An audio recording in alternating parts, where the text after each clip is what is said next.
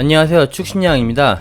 요즘 축구 리그가 중단되면서 새로운 축구 소식이 없다 보니까 해버지 박지성 선수의 과거 활약에 대한 관심이 다시 늘어나고 있는데요.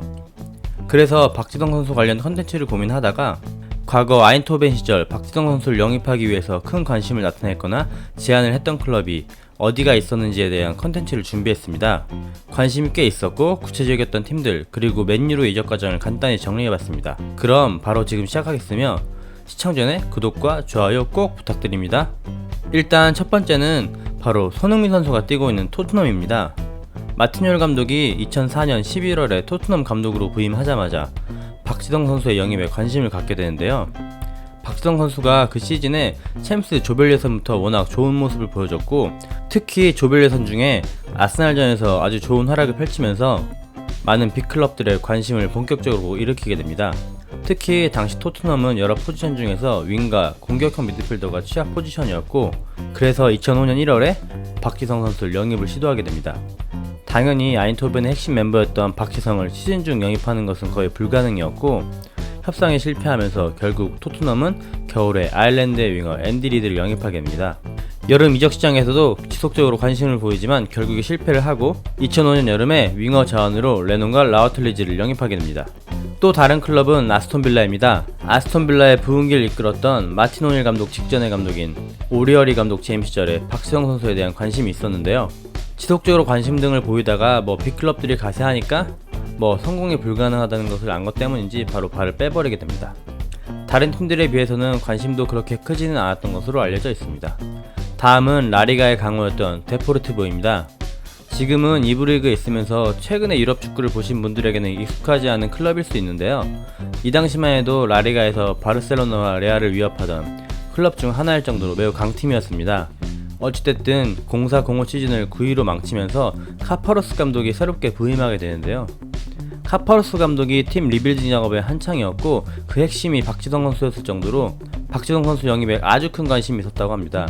다만 지금도 마찬가지지만 라리가 팀들의 경우 레알과 바르셀로나를 제외하면 EPL 빅클럽과의 경쟁에서 힘든 것이 사실이고, 맨유를 비롯해서 이후에 나올 EPL 빅클럽이 가세하면서 자연스럽게 포기하게 됩니다.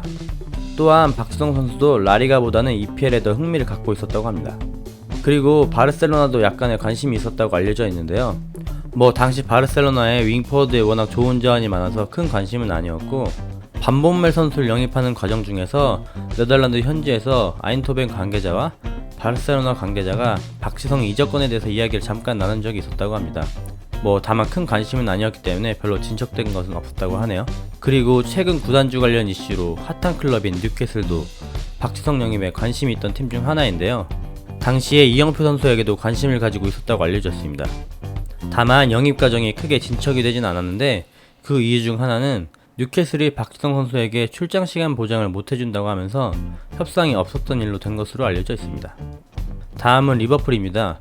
리버풀은 아주 진지하게 관심을 보였던 팀이고, 실제로 오퍼를 넣기도 하고 아인토벤과 이적료를 협상을 했던 팀 중 하나인데요. 당시 베니테지 감독이 이끌던 리버풀은 윙포워드가 최대 약점으로 꼽히고 있었습니다. 키웰이나 루간지 등이 윙으로 뛰긴 했지만 별다른 활약을 보여주지 못했고, 이 때문에 제라드나 시세를 윙으로 활용해보는 등 윙포워드에 대한 고민이 아주 많았던 팀입니다. 이에 박지성을 적임자라 보고 영입을 추진하는데요. 영입에 매우 적극적이었습니다. 그러던 중 리버풀의 박지성 관련 영입 소식이 바로 이 구단 첼시에게 전달이 되게 됩니다. 이에 첼시는 박지성 영입 작업에 나서는데요. 이 당시 첼시와 아인토벤은 선수 거래가 매우 활발했던 팀으로 관계가 괜찮았던 팀입니다. 전 시즌에 캐즈만과 로벤이 아인토벤에서 첼시로 옮기는 이적이 이뤄졌었고, 아인토벤의 챔스 4강 주역 중 한 명인 알렉스도 첼시로 이적 후 아인토벤에 새 시즌 임대를 가는 거래를 하는 등 당시 두 팀의 관계는 거의 위성구단 정도였었죠. 어쨌든 원래 첼시와 아인토벤 구단 간에는 1년 뒤 박지성을 첼시로 보내준다는 구단 간의 약속이 어느 정도 있었다고 합니다. 그런데 갑자기 리버풀이 끼어들자 첼시는 다시 한번 올 시즌이 아니고 내년에 박지성을 영입하겠다는 의사를 아인토벤에 전달을 하고, 박지성을 어느 팀에도 이적시키지 못하도록 아인토벤과 이야기를 다시 한번 마무리하게 됩니다. 실제로 히딩크 감독도 맨유로 보내달라는 박지성 선수와의 면담 과정에서 1년 뒤 첼시로 가라고 조언을 하는 등 이 이야기는 많이 알려진 이야기이기도 하죠. 그러던 중 결국 이 과정을 지켜보던 맨유에 퍼거슨 감독이 끼어들게 되는데요.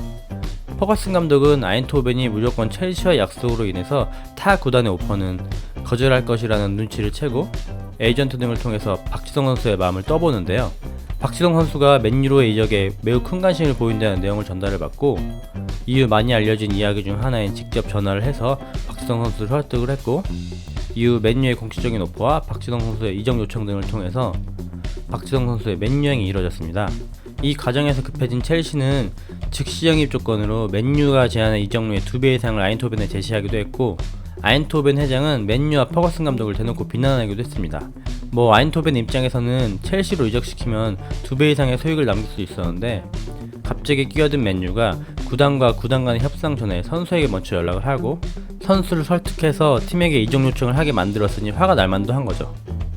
물론 선수가 이적 요청을 한다고 해도 무조건 구단이 승낙할 의무가 있는 것은 아니지만, 이 때문에 결국 박지성 선수가 맨유 오퍼를 수락해달라는 요청을 하게 된 거니까 아인토벤 입장에서는 좀 화가 날 만한 일이긴 합니다. 어쨌든 이런 과정을 통해서 박지성 선수가 맨유로 입단을 하게 되고 대한민국 축구 역사상 최고 선수 중 한 명이 됐다고 할 수 있습니다. 사실상 첼시가 가장 유력했던 팀인데 첼시로 갔어도 무리뉴 감독이 좋아할 만한 많은 부분을 박지성 선수가 갖고 있었기 때문에 많이 활용이 됐을 듯합니다. 오늘 영상 여기서 마무리하도록 하겠으며, 영상이 볼만하셨다면 구독, 좋아요, 댓글 부탁드립니다. 시청해주셔서 감사합니다.